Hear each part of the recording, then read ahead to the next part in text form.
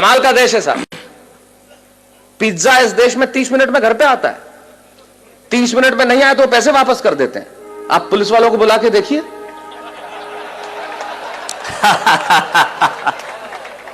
ये वो देश है जहां पे 8% में आपको कार का लोन मिलता है और 12% एजुकेशन लोन के देने पड़ते हैं। वाह वाह वाह वाह। कभी सलमान के बालों तो कभी कैटरीना के गालों पे मर गए। आज इस अवसर पे इससे बढ़िया पंक्तियां मुझे याद नहीं आती। क्या बढ़िया बात कहते हैं वो कवि कि कभी सलमान के बालों कभी कैटरीना के गालों पे मर गए, कभी चुंबन कभी चेहरे कभी चालों पे मर गए। ऊपर बैठ के भगत सिंह भी कहते होंगे यार सुखदेव राजगुरु हम भी किन सालों के लिए मर गए। वाह वाह वाह वाह वाह वाह। अमेरिका में एक प्रांत है टेक्सास और वहां एक शहर है ह्यूस्टन। कुछ लोग हां भर रहे हैं। इससे यह जाहिर नहीं हो जाता कि उन्होंने देखा है और इससे यह भी जाहिर नहीं हो जाता कि उन्हें पता है। इससे यह जाहिर होता है कि आदमी समझदार है और सामने वाले को यह जताना जानता है कि मैं जानता हूं। तो टेक्सास में ह्यूस्टन शहर में जब मैं काव्य पाठ कर रहा था और काव्य पाठ करने के बाद जब मैं बैठा तो बैरागीदार जैसे लोग मिलते हैं आके मिले और कहने लगे माइक पे खड़े होकर बहुत चिल्लाते हो कि हमारा हिंदुस्तान ऐसा है, हमारा मुल्क ऐसा है, हमारा देश ऐसा है, हमारा देश वैसा है। आखिर तुम्हारे देश में रखा क्या है? यकीन मानिए मेरे मन को बहुत चोट पहुंची, बहुत पीड़ा हुई। मेरी जगह आप होते तो आपको भी चोट पहुंचती, बहुत पीड़ा होती। लेकिन मेरा दर्द सुनना साहब, मुझे चोट इसलिए नहीं पहुंची कि उसने मुझे ये कहा कि तुम्हारे मुल्क में क्या रखा है। मुझे पीड़ा इसलिए हुई कि कहने वाला लड़का खुद एक हिंदुस्तानी था जो सारी उम्र यहां पला, यहां बड़ा, इसकी माटी में राज, इसकी शिराओं में हिंदुस्तानी पिता का रक्त और जिसकी धमनियों में हिंदुस्तानी मां का दूध बहता हो, वो किसी दूसरे मुल्क में जाके अपने ही मुल्क वाले से यह कहे, एक हिंदुस्तानी जब दूसरे हिंदुस्तानी से यह कहे कि तेरे हिंदुस्तान में क्या रखा है, तो चोट पहुंचना स्वाभाविक था। तब मुझे महाकवि कन्हैयालाल सेठिया जी की एक कहानी याद आई और उस कहानी को मैंने कविता की आत्मा बनाया। क्यों मुझे पीड़ा पहुंची, क्यों मुझे कविता लिखनी पड़ी? कन्हैयालाल जी लिखते हैं कि लोहा और सोना आपस में बात कर रहे थे, तो लोहे ने सोने से सवाल किया कि यार तू सोना है, मैं लोहा हूं। आपस में बातचीत शुरू हो गई तो सोना लोहे को कहने लगा कि यार लोहार तुझे बनाने के पहले ठोकता पीटता है, सोनार मुझे बनाने के पहले ठोकता। आप पढ़े लिखे लोग हैं, आग में तपा के ठोका जाता है, लेकिन जब तुझे लोहार ठोकता पीटता तो तू बहुत आवाज करता है, मैं तो चुप रहता हूं, ऐसा क्यों? लोहे ने जो जवाब दिया वो मेरी कविता की जमीन है। लोहे ने कहा तो ठीक कहता है सोने, सुनार पीटता है तुझे लोहे की हथौड़ी से जो तेरी कुछ नहीं लगती, मैं लोहा हूं, मुझे जिससे पीटा जाता है वो लोहा है, और जब अपना अपने को पीटता है तो चीख तो निकलती ही है। वाह वाह वाह वाह। मेरी कविता अपने ने अपने को पीटी गई चीख की कविता है। जब एक हिंदुस्तानी दूसरे हिंदुस्तानी को यह कहे कि तेरे मुल्क में रखा क्या, अरे उन्हें मालूम क्या है कि मेरे मुल्क में है क्या? हमारे मुल्क में मधु कोड़ा है। वाह वाह। है एक भी लीडर ऐसा? सूर्यवंशी 38 वर्ष की उम्र में 4000 करोड़। आप यकीन मानिए कभी जिंदगी में 4000 करोड़ रुपए मिल जाएं तो यकीन मानिए इस जन्म में मुझे गिन के दिखा देना, आप गिन नहीं सकते। ये हिंदुस्तान, ये हमारा देश है, हमारे यहां कमाल की चीज है। हमारे मुल्क में क्या रखा है, बहुत जबरदस्त। जैसे आपका इंदौर का ट्रैफिक, मैं अभी एयरपोर्ट से आ रहा, राजवाड़ा के आगे मेरी कार के आगे आदमी हाथ साइकिल पे यूं किया फिर यूं कर दिया। मैंने कहा इसका क्या मतलब? बोले पहले मुड़ना था फिर कैंसिल कर दिया।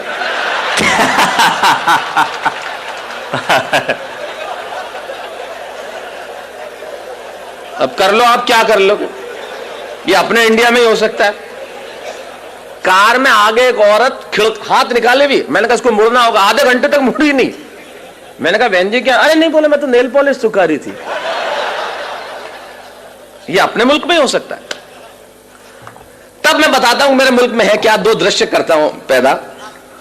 अमेरिका में एक लड़का मुझसे कहता है तेरे देश में रखा क्या है। तब सुनिए कि अमेरिकन परिवार में एक लड़का घर में आया, बहुत समय बाद सुना था तो हो सकता है मैं कहीं इधर उधर हो जाऊं, लेकिन याद करने की कोशिश करता हूं। अमेरिकन परिवार में एक लड़का घर में आया और अपने पिता से कहने लगा, come on dad, what a bad day. Come on dad. American परिवार में एक लड़का घर में आया और अपने पिता से कहने लगा, come on dad, what a bad day, I just want to change my girlfriend. ये बेटा बाप से बात कर रहा है। Come on dad, what a bad day, I just want to change my girlfriend। अब मैंने तुरंत ये शब्द सुना और मेरे कान खड़े हुए। मैंने कहा सुनो, काम की बात चल रही है। मैं रेगिस्तान का निवासी, वैसे ही सूखाग्रस्त इलाका, तो ऐसे शब्द सुनने में बड़ा अच्छा लगता है। come on dad, what a bad day, I just want to change my girlfriend. पिता बोले okay okay don't get tense, just think she was a nonsense and change it. और मैंने कहा गजब का बाप है, कितना सपोर्टिव फादर, अपने बेटे को खुद कह रहा है कि सारी चिंताएं हटा और दूसरी लड़की। मैं आपके जनरल नॉलेज को प्रणाम करना चाहता हूं और जिस भाषा की अशोक भाई साहब बात कर रहे थे, हिंदी साहित्य आपका बरसों तक ऋणी रहेगा। आपने जो शब्द सौंपा है, समवेत स्वर में सैकड़ों लोगों ने जो एक साथ कहा है, पटा। मैं किसी और शब्द का भी प्रयोग कर लेता, लेकिन जब आपने कह दिया तो वैसे अच्छा एक बात है, इस शब्द का कोई तोड़ भी नहीं है, हो ही नहीं सकता। जो परिश्रम, जो मेहनत, जो पसीना पटाने में है, वो किसी और शब्द में आए। आप पटाने में मतलब आप प्रक्रिया नहीं समझे, मैं शब्द की बात कर रहा हूं, वो किसी और शब्द में आ ही नहीं सकती। मैंने अंग्रेजों को कहा तुम हमारा क्या खा के मुकाबला करोगे बताओ, तुमने हमारी जोड़ के शब्द ले आओ बस। बोले क्यों? मैंने कहा तुम चेहरे को अंग्रेजी में क्या कहते हो? बोले फेस। मैंने कहा थोबड़े को बताओ। बोले पत्नी को अंग्रेजी में क्या कहते हो? बोले वाइफ। मैंने कहा लुगाई। मैंने कहा तुम मुकाबला कर ले बस हमारा, कहीं से मुकाबला करके बता दे कि तू क्या करता है। मैंने कहा तुम्हारा किसी से मतलब तुम्हारा किसी से मोहब्बत हो जाए तो क्या बोलते? बोले अफेयर। मैंने कहा लफड़ा। बोल। मैंने कहा तुम अगर कुछ पियोगे तो क्या बोलोगे? बोले आई विल ड्रिंक लस्सी। मैंने कहा जा इंदौर में बोले एक गिलास लस्सी हेड़ ले। तेरा बाप नहीं ला सकता है शब्द, हमारा मुकाबला कर सकता है क्या? कर ही नहीं सकता। फिर मैंने कहा हमारी पत्नी रोज उठ के हमसे एक वाक्य बोलती है तो उसका अंग्रेजी में अनुवाद कर दे, मैं गुलाम हो जाऊंगा तेरा। बोले क्या बोलती है? मैंने कहा बोलती है तुमसे शादी करके तो मैंने करम ठोक लिए हैं। मैंने कहा ला करम और ठोक, तेरा बाप अंग्रेजी में नहीं ला सकता करम और ठोक। तो मैं चाहता हूं हमारी हिंदी भाषा के सम्मान में एक बार जो अद्भुत भाषा है हमारी। वाह वाह वाह वाह, स्वागत है स्वागत है स्वागत। कर ले कोई मुकाबला, हमारा क्या करेगा? बोले पत्नियां ऐसे बोलती है। मैंने कहा इससे ज्यादा बोलती हैं। मैं अपनी पत्नी को गोवा घुमाने के लिए ले गया तो कहीं था नहीं, चर्च में ले गए, उसने श्रद्धा के मारे ईसा मसीह के पांव छू लिए। मैंने कहा तू मेरे तो नहीं छूती। बोले तू भी लटक जा। मैंने कहा तू तो अनुवाद करके बता दे इसका। हमारी ट्रकों के पीछे लिखा रहता है ट्रक नहीं है मेरे जिगर का फूल है, और माल उतना ही भरूंगा जितना गवर्नमेंट का रूल है। मैंने कहा कर जिगर के फूल का ट्रांसलेशन, क्या लिखेगा? Flower of liver. और मैंने कहा तुम्हारी भाषा का जो हम इस्तेमाल करते हैं वो तो किसी का बाप नहीं कर सकता। मैंने कहा इंदौर, मैं इंदौर इतना आता हूं कि मैं तो लगभग, इंदौर मेरा बहुत प्रिय शहर है और मैं बता दूं मुझे इतना मजा आता है, यहां की भाषा कमाल की है साहब।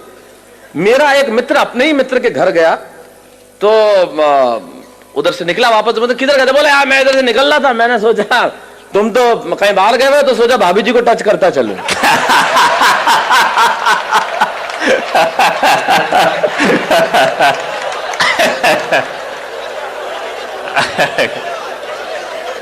ये हम कर सकते, ये हमारी भाषा का। सारी दुनिया के भाषाओं को जब हमने हाथ फैला के बुलाया है और जो उसे सौहार्दपूर्ण स्वीकार करके जो मोहब्बत दी है वो कोई दे सकता है? तो ये तो कमाल है। तो मैंने कहा कमाल का बाप है, खुद ही कह रहा है सारी चिंता हटा। मैंने कहा है खुदा मुझको भी ये अमेरिका भेज देता तो तेरा क्या जाता। खुलेआम चिंताएं हटाते, मजे से लड़कियां घुमाते, वरना हिंदुस्तान में हमारे पिताजी वो सुबह दोपहर शाम 3 बार तो इसीलिए कूटते हैं कि बताना होता है मैं तेरा बाप हूं। ये इंडियन बाप इस मामले में बहुत जालिम होता है, उसे सिर्फ कूटने का बहाना चाहिए। घर में निकर पहन के क्यों बैठा है? कूट दिया। पैंट पहन के बैठा है, फिर ठोक दिया। नई पैंट, कुछ नहीं पहना तो ठोकना ही था फिर तो। तब हमारे मुझे सुरेंद्र जी याद आते हैं, वो बहुत बढ़िया बात कहते हैं। सुरेंद्र जी कहते हैं कि जितने एनआरआई, मतलब अमेरिका में आपको मालूम है बच्चों को अगर आप पीट दो तो 911 पे कॉल करके तुरंत पुलिस, आप बच्चों को पीट नहीं सकते। पीटते ही बाप गिरफ्तार। एक हिंदुस्तानी बाप ने ठोक दिया, छोरे ने 911 पे फोन किया, बुला ली पुलिस, गिरफ्तार हुआ।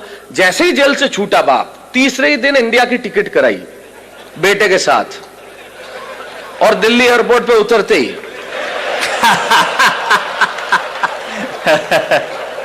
नहीं, इससे यह जाहिर नहीं होता कि, इससे यह जाहिर होता है कि एनआरआई हर साल इंडिया आते क्यों हैं। वाह वाह वाह। तो मैंने कहा यार खुदा मुझको भी ये अमेरिका भेज देता तो तेरा क्या जाता। ये देखिए अलग किस्म की देशभक्ति है जो मैं प्रस्तुत कर रहा हूं। मैं आया था जब अशोक जी एक बहुत बढ़िया बात कर रहे थे कि वीर रस के कवियों ने एक इंच जमीन भी नहीं छोड़ी जहां पे झंडा नहीं गाड़ा। उनकी देशभक्ति थोड़े अलग किस्म की होती है। अच्छा, वो झंडा गड़ता पाकिस्तान पे ही है, चाहे वो रावलपिंडी हो, चाहे लाहौर हो, चाहे कराची हो। मैंने कहा आजकल चाइना बहुत बदमाशी कर रहा है, उधर क्यों नहीं गाड़ते? तो यार उधर के बोले शहरों के नाम ही याद नहीं है, गाड़े तो गाड़े बढ़िया है, बढ़िया है। वाह वाह वाह। अच्छा, एक आध शहर का नाम याद हो गया तो उसमें तालियां नहीं बजती। बोले अब के तिरंगा फहराएंगे हम गोंगजाऊ पे। तो गोंगजाऊ वो मजा नहीं देता ना जो लाहौर देता है। तो ये अलग किस्म की देशभक्ति। तो मैंने कहा खुदा मुझको भी अमेरिका भेज देता तो तेरा क्या जाता। खुलेआम मजे से लड़कियां घुमाते, मजे से इधर उधर घुमाते। वरना हिंदुस्तान में हमारे पिताजी, उन्हें तो भगवान बचाए साहब, मुझे भी अमेरिका भेज देता तो मजे से जिंदगी की रंगीनी उठा। अच्छा, दूसरे अमेरिकन परिवार का और भी दमदार एक लड़की आई और अपने माँ से कहने लगी, come on mom, I just want to live with that guy whom I'm living with for 2 years. मैंने तुरंत अनुवाद किया। मैंने कहा ये कह रही है कि उस लड़के के साथ नहीं रहूंगी जिसके साथ 2 साल से रह रही थी अकेली, वो भी बिना शादी के। 6 फुट का छोरा, नहीं कोई सहेली। अपने यहां तो पिक्चर में ऐसे डायलॉग आ जाए तो लाइट चली जाती है। और ये देश कितना एडवांस है, हम इनसे कितना पीछे, कितना नीचे। मुझे भी अमेरिका आ जाना चाहिए और जिंदगी के मजे उठाना चाहिए। अब यहां से वो बात शुरू करता हूं जिसके लिए कविता लिखी। मुझे भी अमेरिका आ जाना चाहिए और जिंदगी के मजे उठाना चाहिए। ये बात मैंने वहां रहने वाले एक बुजुर्ग जोड़े को बताई तो उन्होंने बहुत धीरे से मेरा कंधा थपथपाया। ये बात कि मुझे भी अमेरिका आ जाना चाहिए और जिंदगी के मजे उठाना चाहिए, ये बात मैंने वहां एक रहने वाले बुजुर्ग जोड़े को सुनाया तो उन्होंने बहुत धीरे से मेरा कंधा थपथपाया और कहने लगे, बेटा ये बातें, ये रोशनी, ये चमक, ये दमक लगती बहुत सच्ची हैं और लगती भी खूब अच्छी हैं। अरे तुम्हें क्या मालूम, ऊपर से हंसते हम भीतर कितना पिसते हैं, इन आंखों से आंसू रिसते हैं। अरे तुम्हारे मुल्क में और कुछ नहीं होगा पर वहां सच्चे रिश्ते हैं। वाह वाह वाह वाह, बहुत अच्छा, बहुत अच्छा। तुम्हारे मुल्क में वहां कुछ नहीं होगा पर ये रिश्ते हमारे मुल्क में ही हो सकते हैं मित्रों, ये रिश्ते हमारे मुल्क में ही हो सकते हैं। ये जो सम्मान की परंपरा बची है वो इसी देश में बाकी रह गई है। तब कहता हूं कि तुम्हारे मुल्क में और कुछ नहीं होगा पर वहां सच्चे रिश्ते हैं। अरे वहां बेटा शाम तक घर नहीं लौटे तो पिता को खाना नहीं भाता। और अगली पंक्ति में बात कितनी छोटी लेकिन तर्क कितना बड़ा कि वहां बेटा शाम तक घर नहीं लौटे तो पिता को खाना नहीं भाता। और इतनी तमीज तो है कि छोटा छिप जाएगा लेकिन बड़े के सामने सिगरेट नहीं पी पाता। इतनी तमीज तो है कि छोटा छिप जाएगा लेकिन बड़े के सामने सिगरेट नहीं पी पाता। और बहन जब विदा होती है ना तो आंखों में आंसू सच्चे होते हैं और घर घर में पांव छूने वाले छोटे बच्चे होते हैं। मित्रों यकीन मानिए एक बात इन कवियों की उपस्थिति में कहना चाहता हूं, जो चीज हमारे पास है शायद उसके होने का एहसास हमारे पास नहीं है। मैं एहसास कराने के लिए आया हूं कि हमारे पास क्या है जो दुनिया के पास हो नहीं सकता। पूरी दुनिया के ग्लोब पे छोटे बड़े मिला के लगभग 183 देश हैं। छोटे बड़े कर लेंगे जो यूएनओ के सदस्य नहीं है तो 200-203 देश हैं। बैरागीदा अशोक जी जिनकी कविताएं सारी दुनिया में गूंजी है, एक कवि होने के नाते, एक अभिनेता होने के नाते सारी दुनिया में जाता हूं और सारी दुनिया के देखने के बाद इनकी उपस्थिति में एक बात दावे से कहता हूं, पूरी दुनिया के ग्लोब पे होंगे 203 देश साहब, लेकिन सिर्फ एक देश ऐसा है जहां बच्चे माँ बाप के पांव छूते हैं, वो देश हिंदुस्तान है, दूसरा कोई देश नहीं है। तब कहना चाहता हूं ये इसी मुल्क में बचा है।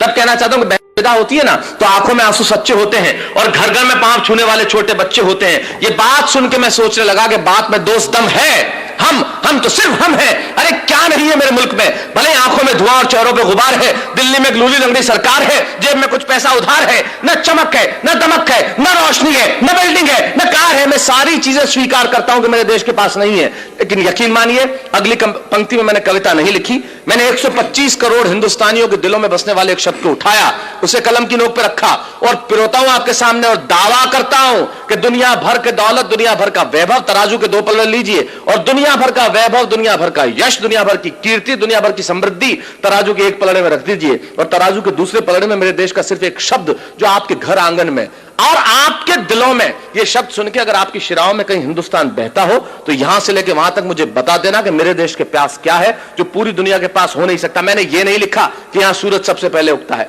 मैंने ये भी नहीं लिखा कि यहां घास की रोटी खाने वाले महाराणा प्रताप हुए, मैंने ये भी नहीं लिखा कि सिकंदर के सेनापति अपनी बेटी की डोली यहां दे जाते हैं, मैंने ये भी नहीं लिखा कि यहां पन्ना धाय स्वामी भक्ति में बेटा कटवा देती है। मैंने ये नहीं लिखा कि हाड़ी रानी शीश काट के थाली में रख देती है। मैंने ये कुछ नहीं लिखा क्योंकि ये सच हम जानते हैं। मैं तो सिर्फ एक पंक्ति कहता हूं, एक शब्द मात्र कहता हूं कि वो जो हमारे देश में बसता है दुनिया भर में हो नहीं सकता। और रख दीजिए दुनिया भर का वैभव इस शब्द के सामने और फिर बताइए कि मेरे मुल्क के पास क्या है कि बात में दोष दम है। हम तो सिर्फ